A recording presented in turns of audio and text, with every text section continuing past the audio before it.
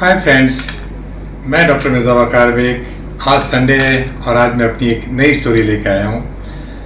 दोस्तों, ये स्टोरी बहुत पुरानी है। जब मैंने पीडियाट्रिक्स डिपार्टमेंट में हाउस जॉब ज्वाइन किया था, ये उस समय की कहानी है। सन 1988 की बात है।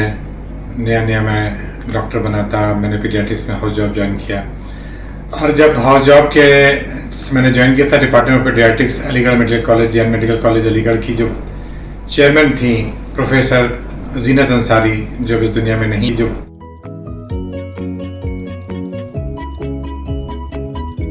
वेरी नाइस लेडी, उन्होंने हम सबको अपने चैम्बर में बुलाया और ये कहा कि आप लोगों को मैं कुछ इम्पोर्टेंट मैसेज देना चाहती हूँ।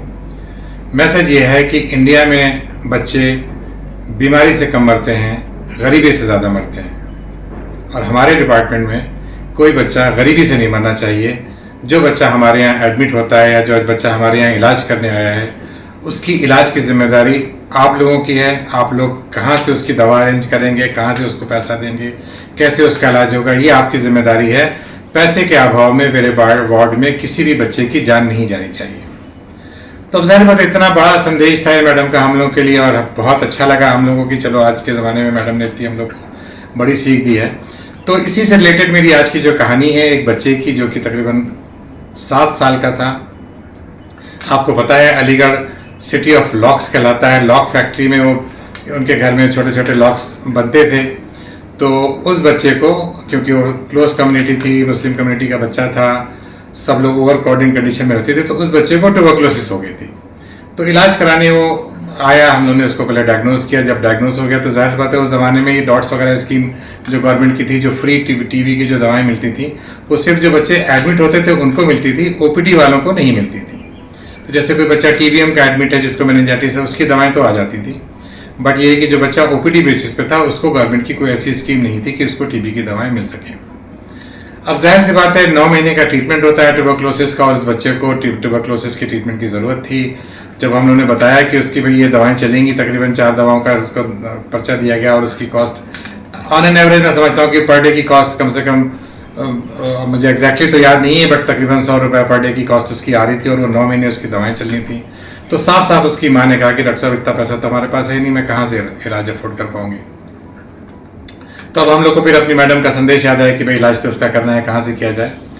तो हम लोग ने अपनी सिस्टर, जो हमारी वार्ड की सिस्टर थे, उनसे सेटिंग करी हमने कि सिस्टर, जो आपके पास इंडोर पेशेंट्स की जो टीबी की दवाएं आती है, मैं चाहता हूँ कि एक बच्चे की दवा आप मुझे उसमें से निकाल के दे दें। भाई उसका नाम आप किसी दूसरे के नाम पे एंट्री कर दिए, कुछ भी करें, बहरहाल हमें रोज़ मतलब महीने का आप कम से कम एटलीस्ट हमें ATT का वो निकाल के दे देंगी, तो हम लोग उसको दे देंगे। तो और खैर वो मान के इधर बात है, इंसानियत की बात थी, इसमें कोई चोरी नहीं कर सकता हूँ मैं।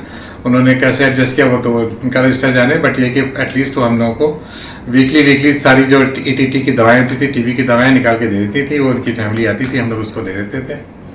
और माशाल्लाह से बहुत अच्छी हुआ कि 9 महीने के इलाज के बाद वो बच्चा बिल्कुल पूरी तरीके से स्वस्थ हो गया, ठीक हो गया। और जब वो OPD में दिखाने आई तो उसकी माँ मुझे बुला के बाहर ले गई कि डॉक्टर साहब आप थोड़ी देर के लिए बाहर आएंगे। हमने कहा अच्छा ठीक है, मैं बाहर फिर गया। तो उसकी मुट्ठी में कोई सामान था।